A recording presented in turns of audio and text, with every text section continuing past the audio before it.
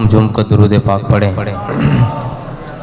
अल्लाहुम्मा सल्लि अला सय्यिदिना मौलाना मुहम्मदिन व अला आलि सय्यिदिना मौलाना मुहम्मदिन व बारिक वसल्लिम सलातो व सलाम अलैका या रसूल अल्लाह सल्लल्लाहु अलैहि वसल्लम। आला हजरत फरमाते हैं, जो न भूला हम गरीबों को रज़ा, जो न भूला हम गरीबों को रज़ा, याद उसकी अपनी आदत कीजिए, बैठते उठते मदद के वास्ते या रसूल अल्लाह की कसरत कीजिए। और एक नात में फरमाते हैं कि अपने मौला की है बस शान अजीम, जानवर भी करें जिनकी ताज़ीम, संग करते हैं अदब से तस्लीम, पेड़ सजदे में गिरा करते हैं। रात गुज़िश्ता जुमा मैंने दुरूद पाक की फजीलत और बरक़ात पर रोशनी डाली थी। इस जुमा भी वही इरादा है कि कुछ बातें रह गई थीं। तो वैसे ये मौजू बड़ा तवील है, बड़ा लंबा है, क्योंकि बड़े बड़े उलमा ने दुरूद के फ़ज़ाइल और महामिद पर बहुत सारी किताबों को लिख दिया है। दुरूद शरीफ की बेपनाह फजीलतें हैं, दुरूद व सलाम की बेपनाह बरक़ात हैं।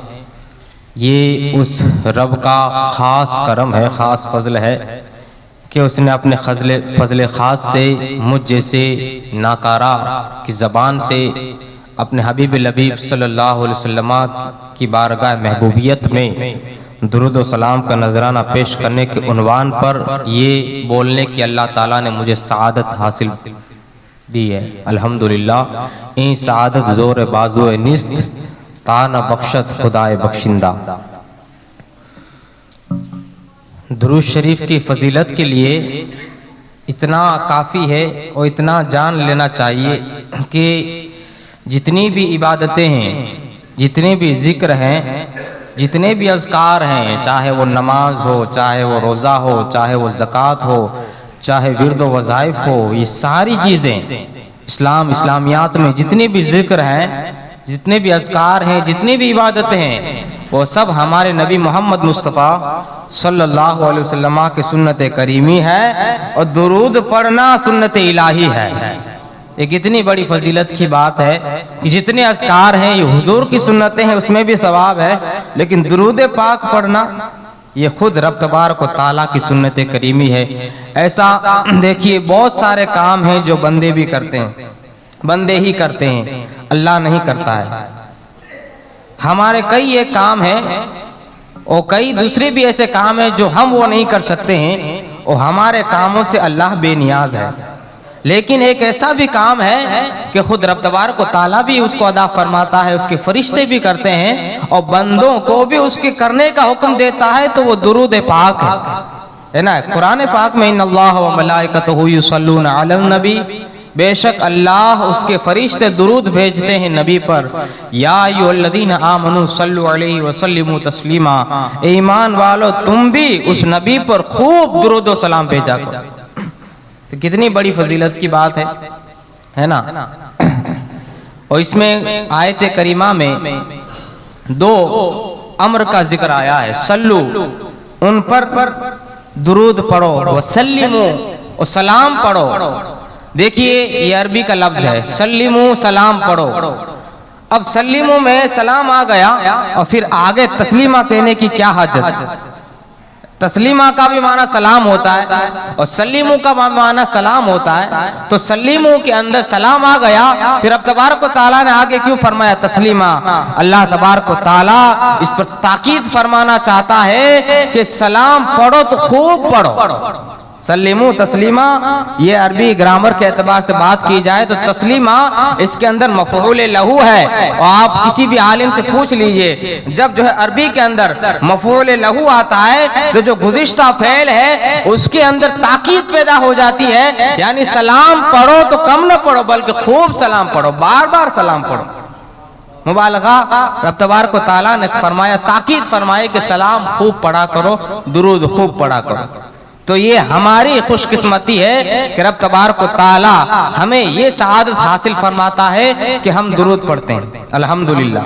और दुरूद के लिए कोई वक्त मुकर्रर नहीं किया है। आप बैठे हैं तो पढ़ते रहें, लेटे हैं तो पढ़ते रहें, खड़े हैं तो पढ़ते रहें। और ऐसी बात नहीं है कि जो है आप जनाबत की हालत में नहीं पढ़ सकते, गुस्ल फर्ज है तो नहीं पढ़ सकते, नहीं, बल्कि ऐसी हालत में पढ़ना तो बेहतर है ना।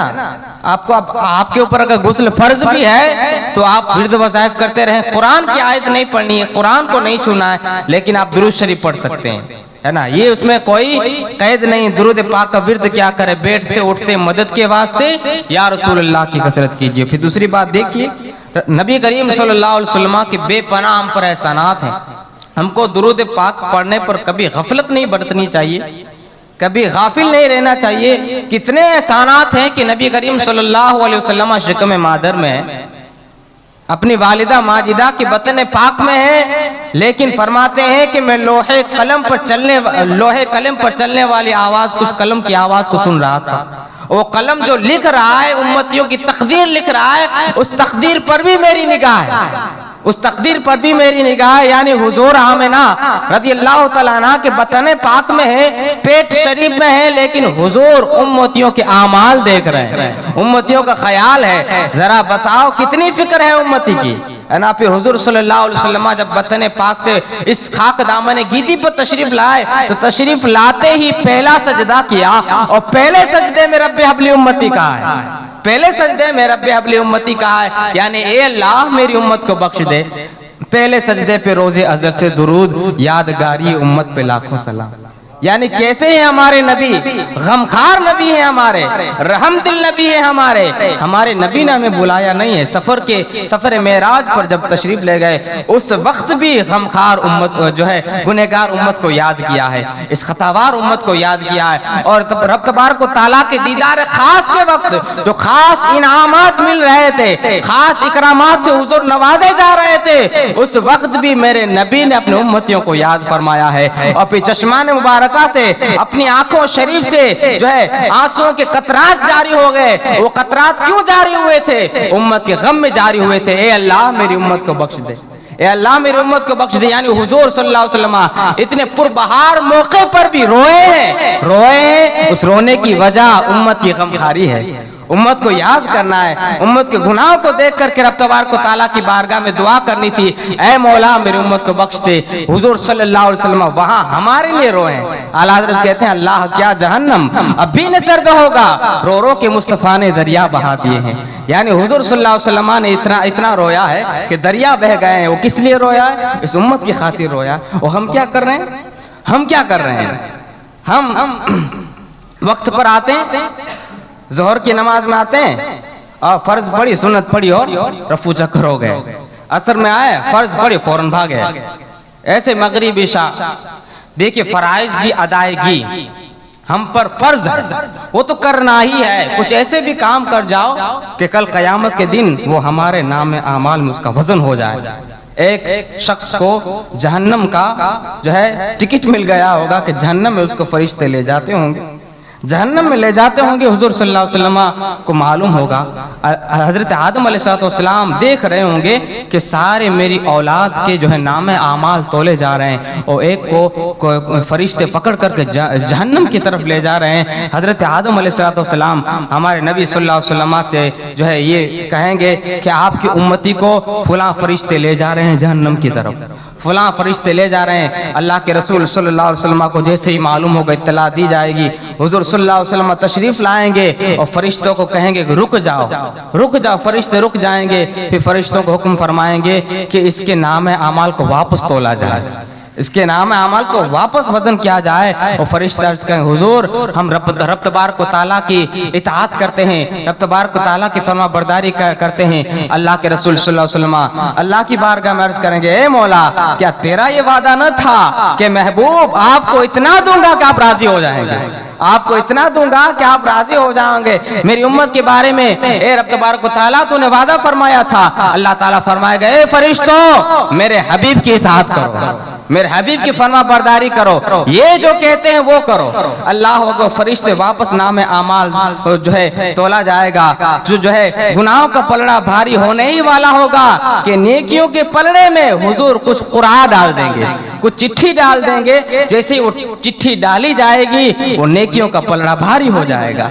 अल्लाह अकबर। वो अर्ज करेगा, ऐ गमखार नबी आप तशरीफ लाए, यकीनन आपकी तशरीफ आवरी की वजह से मुझे जन्नत मिल रही है, जरा आप ये बता दे या रसूल अल्लाह वो जो चिट्ठी आपने डाली थी उसमें क्या था?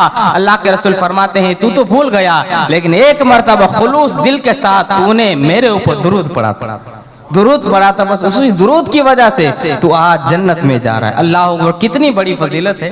देखिए नमाज रोजा ये सब फराइज हैं, वो तो करना ही है, इसके अलावा वो काम कर जाइए जो हमको काम है, हमको काम है। अल्लाह ताला में तौफीक अता फरमाए। और जो आप देखिए सबसे बड़ी नेमत जो मिलती है, सबसे बड़ी नेमत दुरूद पाक पढ़ने की जो मिलती है वो ये है कि हुजूर के जलवा, हुजूर का हुस्न, हुजूर का दीदार एक न एक दिन यकीनन एक मोमिन को नसीब हो जाता है। यानी जो बंदा है मोमिन कसरत के साथ हुजूर पर दुरूद पढ़ता है, हुजूर पर दुरूद पढ़ता रहता है, हुजूर की बारगाह में सलाम पेश करता रहता है, फिर एक दिन ऐसा भी आता है, एक रात ऐसी भी आती है कि आंख सोती है किस्मत जागती है, आंख सोती है किस्मत बेदार होती है, और फिर उस आलम ख्वाब में हुजूर का जलवा ज़ेबा दिखाया जाता है, वो हुस्न दिखाया जाता है जिस हुस्न का खुद खालिक तरहदार है, जिस हुस्न को रब तबारक व तआला ने पैदा फरमाया और उसी हुस्न पर रब तबारक व तआला नाज फरमाता है, उस हुस्न का दीदार किया जाता है। अल्लाह अकबर। हजरत यूसुफ अलैहिस्सलाम का भी हुस्न था, कैसा हुस्न था, अल्लाह अकबर, के सब लोग फरिश्ता थे हुजूर हजरत यूसुफ अलैहिस्सलाम के हुस्न बेपनाह पर। यकीनन वहाँ की औरतों ने, मिस्र की औरतों ने अपनी उंगलियां काट डाली थी, ऐसा हुस्न था। यानी ऐसा हुस्न था कि जब हजरत यूसुफ अलैहिस्सलाम तशरीफ ला रहे थे तो प्याज काटते काटते वो उन औरतों ने अपनी उंगलियां काट डाली थी बेख्तियार होकर, कैफो सुरूर में मस्त होकर। यानी हजरत यूसुफ अलैहिस्सलाम के हुस्न में वो औरतें इतनी मगन हो गई थी कि उनको ख्याल तक न रहा कि प्याज काटी जा रही है, उंगली काटी जा रही है। अल्लाह अकबर। लेकिन ये यूसुफ अलैहिस्सलाम का हुस्न था, यकीनन अल्लाह ने बड़े हुस्न से नवाजा था, वो उनका मोजिज़ा था। लेकिन कमाल बालाए कमाल ये है कि हुजूर के हुस्न को देखते हैं आप, जब हुजूर सल्लल्लाहु अलैहि वसल्लम के जो है जमाल को देखते हैं तो देखिए फर्क कितना है। वहाँ औरतें हैं, वहाँ औरतें हैं, वहाँ औरतें अपनी उंगलियां काट रही हैं। अब यहाँ देखो अरब के मर्द है, अरब के मर्द है और उंगलियां नहीं काट रहे हैं बल्कि सर कटा रहे हैं। वहां पे इख्तियार उंगलियां कटी थी, इस्तिरारन कटी थी, उनको खबर तक न थी, उंगलियां कट गई। यहाँ बदर के मैदान में, यहाँ औद के मैदान में उसने मुस्तफा पर अरब के मर्द अपने सर कटवा रहे हैं। यानी बेइख्तियार नहीं है, इस्तिरारन नहीं है, बल्कि हुजूर की मोहब्बत पे या रसूल अल्लाह आपके नाम पर, आपने हुस्न, आपके हुस्न पर अरब के मर्द अपने सर कटवा रहे हैं। इसीलिए तो आला हज़रत कहते हैं हुस्न यूसुफ पे कटी, मिस्र में अंगूठे जना सर कटाते हैं तेरे नाम पे मर्दाने अरब। वो हुस्न मुस्तफा है। सबसे बड़ी नेमत यह है कि दुरूद पाक पढ़ने वाले को ख्वाब के अंदर कभी न कभी एक दिन एक रात में उसको हुजूर का दीदार जरूर नसीब होगा। मरने से पहले हुजूर को वो जरूर देख लेगा। कैसे? देखिए एक शख्स था, उसने एक बड़े मालदार आदमी से 3000 दीनार का कर्ज लिया था। कम रकम नहीं है ये, 3000 दीनार सोने के सिक्के। बिजनेस के लिए लिया था, तिजारत के लिए लिया था। लेकिन जो अल्लाह को मंजूर होता है वही होता है। उसका कारोबार ठप हो गया। जिसने कर्ज लिया था उसका कारोबार मुअत्तल हो गया, वो सारा पैसा डूब गया, परेशान हो गया। और मुकर्रर तारीख जो थी कर्ज देने की, इसलिए कहते हैं ना कि कर्ज लेकर बिजनेस शुरू न किया करे, कर्ज में बरकत नहीं है। जब तक जरूरत ना हो, जब तक अशद जरूरत ना हो कर्ज न लो। कर्ज लेना वैसे मना है, लेकिन बहुत ही जरूरत है तो आप ले लो, तब इजाजत है।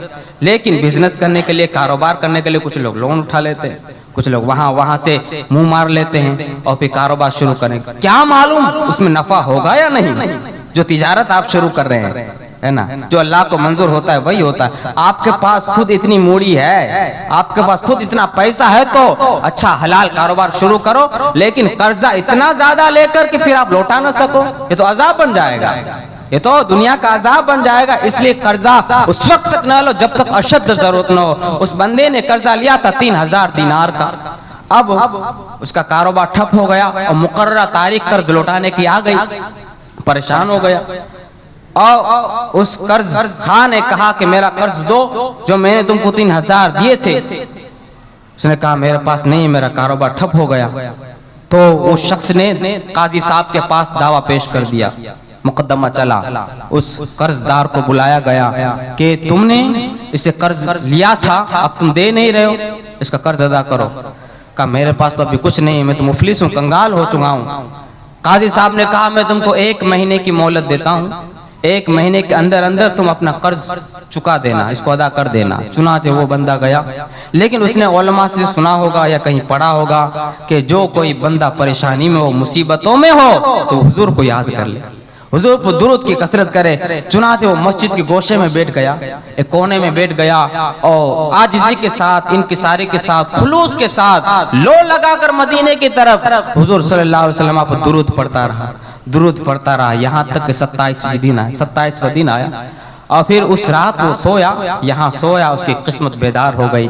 कोई कहने वाला कह रहा है ए बंदा परेशान मत होना, अल्लाह बड़ा कारसाज है, वो बेहतरीन वकील है, तेरे कर्ज का सामान हो जाएगा, फिक्र मत करना कि तू एक वजीर सल्तनत मोहम्मद ईसा के पास चले जाना और उससे मांग लेना अपना कर्जा, वो तुम्हें कर्जा अदा कर देगा। वो बंदा कहता है जब मैं बेदार हुआ, जब मैं उठा तो परेशानी खत्म हो चुकी थी, मुसीबत टल गई थी, लेकिन वो सोचने लगा कि आखिर में वजीर मुझे क्यों पैसा देगा, मेरे पास दलील क्या है, मैं क्या कहूंगा उसके पास। चुनाचे जब दूसरी शब सोया तो हुजूर सरापर रहमत सल्लल्लाहु अलैहि वसल्लम ख्वाब में दीदार फरमाते हैं, हुजूर का दीदार होता है। देखिए ये बड़ी नेमत है, जब बंदा कसरत से दुरूद पढ़ता है, हुजूर को कसरत से याद करता है, तो हुजूर भी उसको याद करते हैं, हुजूर उसके ख्वाब में आ रहे हैं। हुजूर सल्लल्लाहु अलैहि वसल्लम फरमाते हैं मेरे उम्मती गम न कर, तू अली बिन ईसा के पास चला जाना, वजीर सल्तनत के पास, और उससे जो है मेरा पैगाम सुना देना, वो तुझे तेरा कर्ज अदा कर देगा। चुनाचे वो बंदा कहता जब मैं उठा तो मैं बड़ा खुश था, मसरत में था, वापस सोच रहा हूँ कि दलील अगर वो मांगेगा तो मैं क्या कहूंगा। आखिर का तीसरा दिन होता है, तीसरे दिन वापस हुजूर का दीदार होता है। हुजूर ने फरमाया अल्लाह अकबर, हुजूर कहते हैं ऐ मेरे उम्मती जा चला जा, ये अली बिन ईसा के पास वजीर सल्तनत है, वो बड़ा सखी आदमी है, उसके पास मेरा नाम दे देना, वो तेरा कर्ज अदा कर देगा। फिर वो अर्ज कहता है हुजूर मैं तो चला तो जाऊंगा, लेकिन मैं कोई अलामत चाहता हूँ, मैं कोई दलील चाहता हूँ, मैं कोई निशानी चाहता हूँ। अगर उसने दलील मांगी कि आप मेरे ख्वाब में आए, मैं उसको क्या कहूंगा।